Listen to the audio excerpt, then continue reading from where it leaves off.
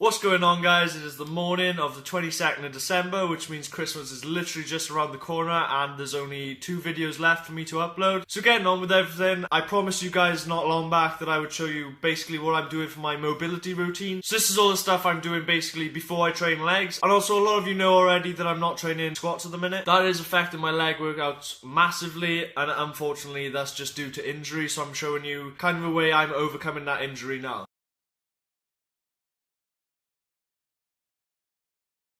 Start off the routine, basically what I've been doing is using bands. These are from Extreme Fitness and they come in all different levels. So they start off with heavy and they work their way all the way up until extra heavy. This is also great for if you don't have an injury and it's just mobility work for your hips, so it's a great way to open up your hips before you start squatting.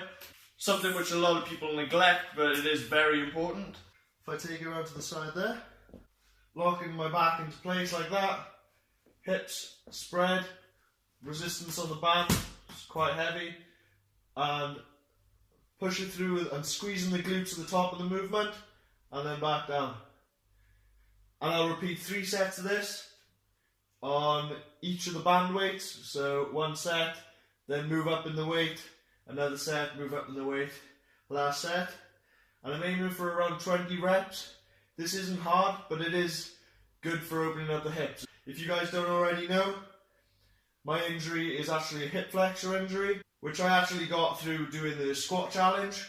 I did the 100 squat challenge, which was great fun, but an absolute nightmare on the hips. I'm not used to that kind of volume, and it absolutely wrecked me, basically. It broke my hips up, so luckily it's not a huge injury and there's loads of ways I can work around it, so that's basically what I've been doing, and I hope to be squatting again in the new year. Another great movement which I'm going to show you guys now for mobility and rehab in general. I got this ball from Sports Direct. I think it was about £2 or £3, super cheap, and that's just a massage ball which you rub into the areas of pain. You can also use these on the quads and you really roll it into the pain, and it will hurt, guys. It's supposed to hurt.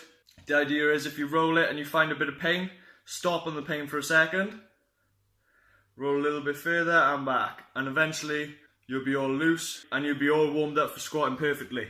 Another great exercise for the bands, guys. Again, apply them in the same fashion and take some bodyweight squats with the band, guys.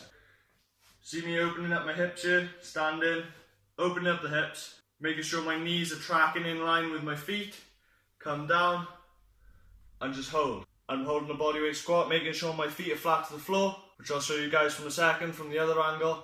I'm coming ass to grass as low as I can, watching the mobility, and this is also helping a lot on the ankles, guys. I actually suffer with a lot of ankle flexibility, so that's my issue, which is why I've invested in squat shoes this Christmas. I'll give you a review on them and how they work, so that'll be upcoming in a different video, but just to show you guys, here you can see this is where I want to be squatting to, roughly, and my ankles are off the floor. So to bring my ankles to the floor, my hips have to come here, and that puts a lot of pressure on my back. That's something I really need to work on, and just one of those things you can work on to do that is when you crouch down here, place some weight across the knees, which I seen from Omar Isof's video. Stay on the heels like this, place a weight here, and then lean forward on the weight. This will really help with your ankle mobility. Another one for mobility, guys, is to actually roll out your shins. I've got a standard foam roller here with the bumps in it.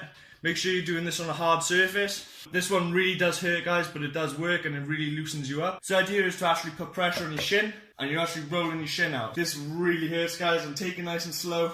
It is going to be painful, I promise you. A lot of people build up pressure in these points, and this is a great way to release it.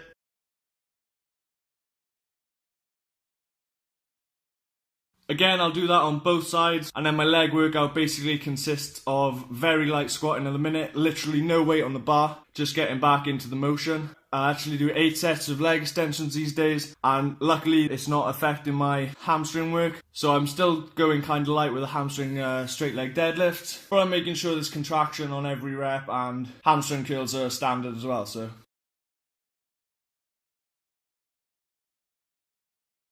For foam rolling, guys, just so you know, it's the same as the way the ball worked. When you're rolling out, you're actually getting to the point where it hurts. Hold it for a split second and then roll over it and back up. And you carry on this movement throughout and you will eventually loosen up. People don't tend to do foam rolling because it takes time, and I do understand that it does take time. It's one of those things which if you put in the work that you're not going to regret doing it when you're a bit older and you're all cramped up and everything.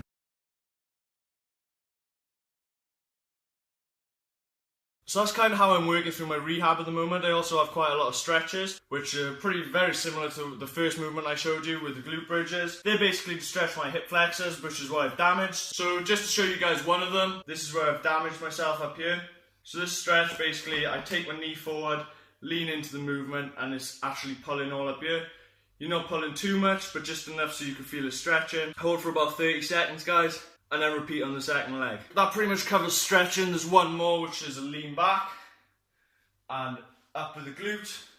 Again, a brilliant stretch, but doesn't really apply to you guys unless you've damaged your hip flexors. And of course, if you have damaged yourself in any way, I recommend you see a professional first, a doctor or a chiropractor, anyone who knows what they're talking about in the subject. For those wondering, you can hold this movement, and this again is great for opening up, and you can actually put pressure here, so elbows in and press out. That really opens up the hips, and honestly, if you do this before squatting and you've never tried it before, give it a go, and I actually guarantee that you will have a better squat that day. If you were to do every one of these things which I showed you today, and you were to do them for the 3 sets, yeah, it does take time. But I actually foam roll for about 15 minutes after I've done my training, usually. For all the mobility work beforehand, that kind of takes about 15, maybe 20 minutes. So leg days, they can be long, but all of this will pay off when you're a little bit older. Like I said, you won't be cramping up. That's one of those things about bodybuilding, guys. Eventually, you're going to start getting tight. Work like this pays off. I've talked about it before with the bench pressing. I always warm up my rotator cuffs doing that movement. Stuff like that, guys, it's really going to pay off. I hope you found this video kind of helpful. It's been an informative one again. Got the Santa hat on, trying to make it a bit more festive, but also because it's freezing in this house. I'll see you guys in tomorrow's video, which will be one of the last ones which I'll be doing before Christmas. If you don't watch that video, I hope you all have a Merry Christmas, but if you do tune in, make sure you like both videos, and I'll catch you then.